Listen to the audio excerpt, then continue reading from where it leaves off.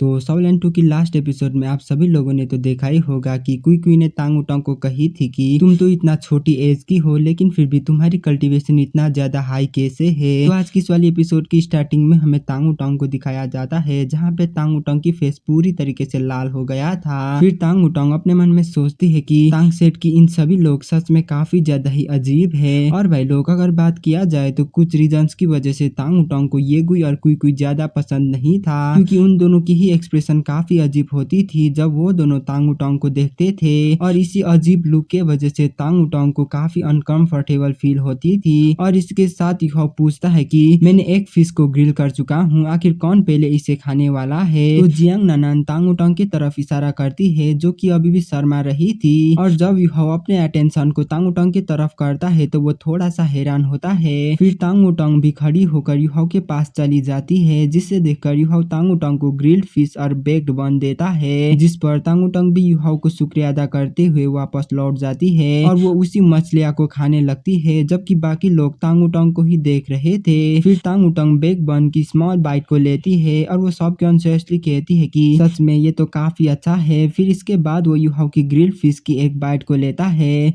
जिसमें से काफी अच्छा स्मेल बाहर निकल रहा था। और इस ग्रिल्ड फिश की बाइट लेने के बाद तांग उटोंग हैरानी से कहती है कि डिलीशियस, ये तो सच में काफी डिलीशियस है, आखिर ये कैसे इतना ज्यादा स्वादिष्ट हो सकता है। और भाई लोग तांग उटोंग को ये पता नहीं था कि युहाओ ने इस ग्रिल्ड फिश और बेक बन को बनाने के लिए कितना ज्यादा इफोर्ट करा था, क्योंकि युहाओ ने भी जियांग ननान की बातें को कुछ ज्यादा ही गौर करके सुन के रखा था और उसने ये बात भी क्लियरली सुना था कि तांग उटोंग ही सबसे पहले ग्रिल्ड फिश को खाने वाली है। इसलिए युहाओ ने तांग उटोंग के लिए काफी ज्यादा ही इफोर्ट लगाया था ताकि वो ग्रिल्ड फिश और बेक बन की टेस्ट को मैक्सिमम पॉसिबिलिटी तक हासिल कर सके। और अभी वैसे तो तांग उटोंग ने युहाओ की तारीफ करना बंद कर चुकी थी, लेकिन फिर भी वो जिस तरीके से ग्रिल्ड फिश को खा रही थी इसकी वजह से सभी लोगों के मुंह से लाल टपकने लगा था। फिर युहाओ भी जल्दी जल्दी सभी लोगों को मछलियां बांटने लगता है और ऐसे ही ये गुई की भी बारी आती है, लेकिन ग्रिल्ड फिश को खाने के बाद भी ये गुई के चेहरे में अलग ही एक्सप्रेशन दिखाई दे रहा था जो कि सैडनेस थी। वैसे तो ये गुई उस ग्रिल्ड फिश में लव को सेंस कर पाती है, लेकिन वो लव उसके लिए बिल्कुल भी नहीं था। और भाई लोग हम सभी लोगों को ये तो अच्छी तरीके से पता है कि नान कुई कुई सब कुछ डायरेक्टली कहती है। वैसे तो नान कुई कुई ये गुई के जितना क्यूट नहीं थी, लेकिन फिर भी वो ये गुई के कानों में साइलेंटली कहती है कि मैंने उसे इतना अच्छी मूड में कभी भी नहीं देखा था जब वो हमारे लिए कुकिंग कर रहा था। वैसे भी युहाओ की कुकिंग स्किल काफी ज्यादा ही अच्छा है, इवन अगर युहाओ सोल मास्टर बन नहीं पाया तो भी वो कुकिंग में महारत हासिल कर सकता है। और अभी के टाइम में जियान जो कि कुई कुई की ही बाजू में खड़ी थी, वो इन बातें को सुनकर बड़बड़ाते हुए कहती है कि तुम सच में ये डिमांड कर रहे हो कि सेरेक एकेडमी की फ्यूचर और स्पिरिट पगोडा की फाउंडर चेफ बने और दूसरे लोगों के लिए कुकिंग करे। मुझे तो भरोसा ही नहीं हो रहा है कि तुम्हारे दिमाग में ऐसी आइडियाज भी आती हैं जो कि कभी भी पॉसिबल नहीं हो सकती है। और भाई लोग जियान की इस बात को युहाओ भी सुन लेता है, इसलिए वो जियान के लिए मछलियां को लाते हुए हंसकर कहता है कि सच में कुक बनना काफी अच्छा होता है, जब मैं कुकिंग करता हूँ तो मुझे काफी अच्छा महसूस होती है, जो कि मेरे लिए काफी ज्यादा ही रेयर है। और जब मैं फ्यूचर में सभी कामों को खत्म कर लूंगा तो मैं एक अच्छा सा जगह को ढूंढकर रेस्टोरेंट चलाऊंगा। मैं सिर्फ अपने लवर के साथ सिंपल और फार्मिंग लाइफ को जीना चाहता हूँ, और तो रेस्टोरेंट के बिल्कुल ही पीछे मैं क्रॉप्स को भी उगाऊंगा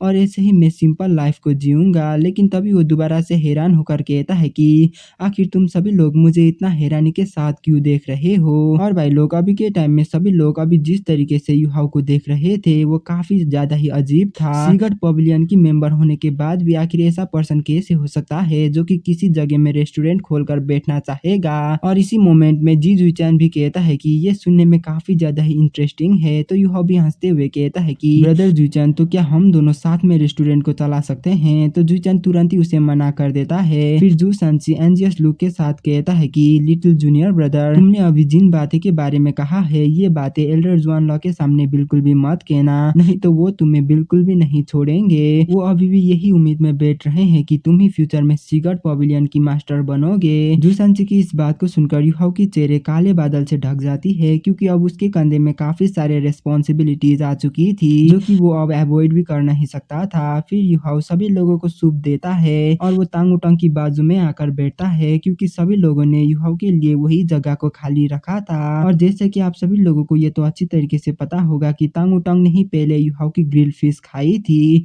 इसलिए उसे काफी सारे ग्रिल्ड फिश खाने की मौका मिला था। टांगुटंग ने 4 गिल फिश और 2 बेक्ड वन खाई थी और अभी भी उसके पास आधा बेक्ड वन हाथ में ही बचा हुआ था। फिर युहाओ टांगुटंग को सूप की बॉल देता है, जिसे देखकर टांगुटंग कहती है कि मैं अब इसे खा नहीं सकती हूँ, मैं अब फूल हो चुकी हूँ, इवन अब मैं तो हिल भी नहीं पा रही हूँ। टांगुटंग की इस बात को सुनकर युहाओ टांगुटंग की कानों में सॉफ्टली कहता है कि फिर तो मैं तुम्हें ये आधा बेक्ड वन खाने में मदद कर सकता हूँ। युहाओ की इस बात को सुनकर टांगुटंग सावधान हो जाती है और वो युहाओ को घूरते हुए कहती है कि तुम मेरी एडवांटेज लेने के बारे में तो सोचना भी मत, इवन अगर मैं फुल हो भी गया हूँ तो भी मैं इसे जरूर खत्म करूंगा, इसलिए मुझे तुम्हारी मदद की कोई भी जरूरत नहीं है। टांगुटंग की इस बात को सुनकर युहाओ जवाब देते हुए कहता है कि तुम इस बेक्ड वन को बिल्कुल भी वेस्ट मत करना, क्यों ना मैं तुम्हें इसी बहाने बेक्ड वन और एक छोटे लड़के के बारे में कहानी सुना देता हूँ। शायद इस कहानी को सुनने के बाद तुम्हें भी ये डिसाइड करने में आसानी मिले कि क्या मुझे ये बेक्ड वन फिनिश करना चाहिए या नहीं। युहाओ की इस कहानी वाली बात को सुनकर टांगुटंग थोड़ा सा डाउटफुल और हैरान हो गई थी, इसीलिए वो हैरानी से पूछती है कि क्या एक कहानी, वो भी बेक्ड वन के बारे में। तो युहाओ भी हाँ करता है और वो कहानी को बताने के लिए शुरू करता है। और भाई लोग अभी के टाइम में मैं सॉवलैंड 2 की लॉन्ग वीडियोस को नहीं डाल सकता हूँ, क्योंकि अब सॉवलैंड 4 यानी कि ड्रैगन गॉड में सीगर्ट ब्लाइंडेड वाली इवेंट होने वाली है, इसलिए मैं ज्यादा वीडियोस अब सॉवलैंड 4 की डालने वाला हूँ, क्योंकि वहाँ पे सीगर्ट ब्लाइंडेड है जो कि सच में काफी ज्यादा ही अच्छा होने वाला है। और तो इसी सीगर्ट ब्लाइंडेड में हमें सॉवलैंड 3 की मेन कैरेक्टर और सॉवलैंड 4 की मेन कैरेक्टर दोनों ही प्रपोज करते हुए देखने को मिलने वाली है। तो चलो इसी के साथ हम लोग ये वाली एपिसोड को खत्म करते हैं, मिलते हैं अगले वीडियो में, तब तक के लिए बाय बाय।